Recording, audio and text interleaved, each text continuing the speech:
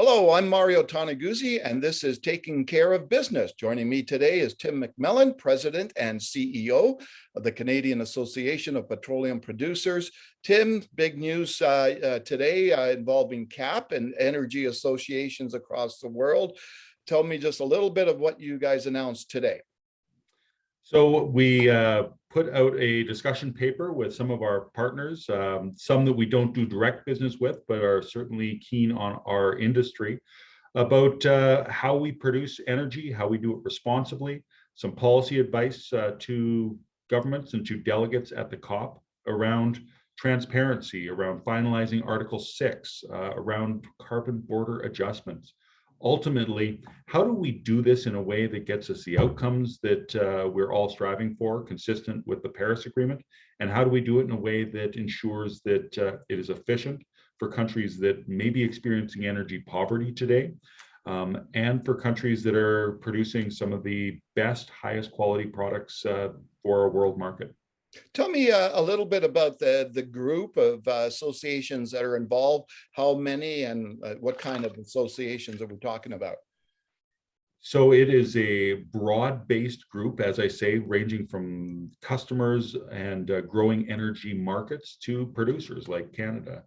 We have the Australian energy producers, the African Energy Chamber, the Mexican petroleum industry, the Canadian pipeline industry, the Croatian Gas Association, the Indian Resource Council from Canada here as well. And, everyone was able to come together with some common views about what's important if we're going to get this right. And how important is it that we get it right? And I would say across the spectrum here, it was a lot of alignment. So how important in this whole issue is it to have an inclusive approach that involves people like CAPP and people like some of the associations that you have mentioned there?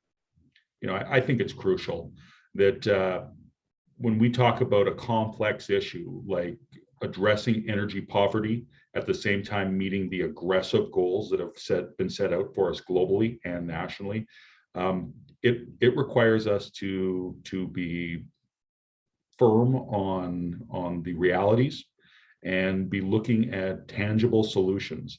Natural gas is one of the most obvious solutions that gives us immediate and substantive reductions. So making that link, innovation and technology is a second piece of it.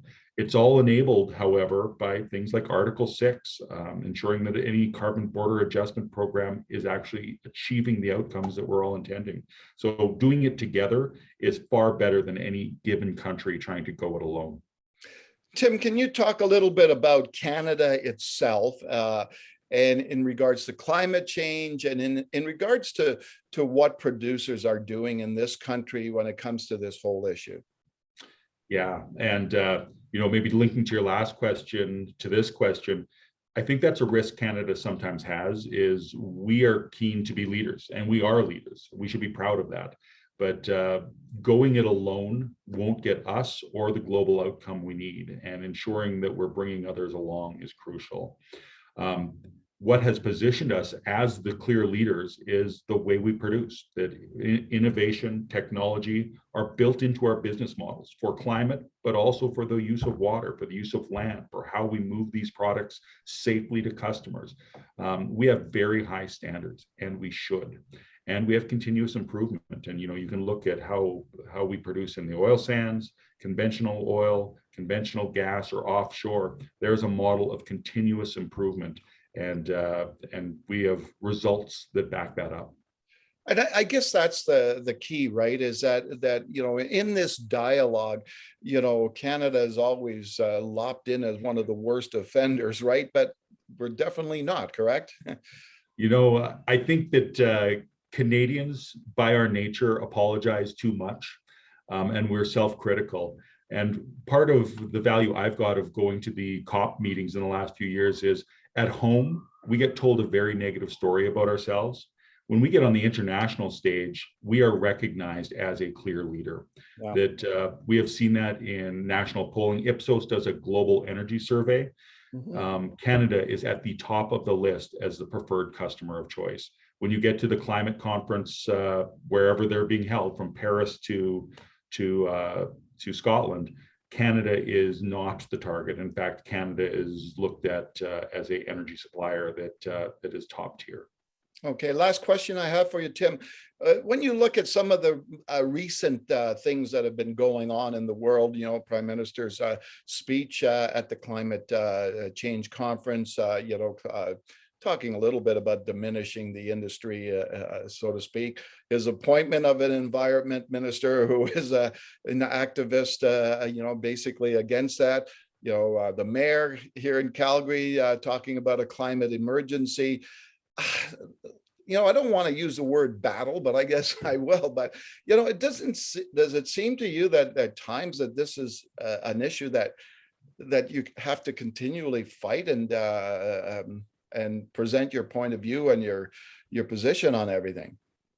Energy is too important to everyone to not push to get good outcomes. So, I'm not daunted by the challenges that are ahead of us.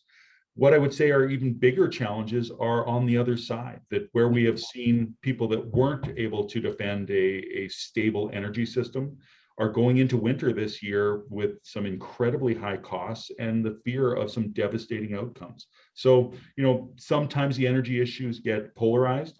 I think we need to remember that if we do this badly, people freeze in the dark. And we think of that in countries that are third world. I think in the United Kingdom this winter, people are facing some very scary potential. So, it is worth raising concerns. It's worth finding solutions, and it's worth fighting for good outcomes. And we're certainly stepping up to bring good outcomes to the table. All right, super. Thanks, Tim, for joining us today. Thanks. Appreciate the time again. All right, super. That was Tim McMillan, President and CEO of the Canadian Association of Petroleum Producers. I'm Mario Toneguzzi, and this has been Taking Care of Business.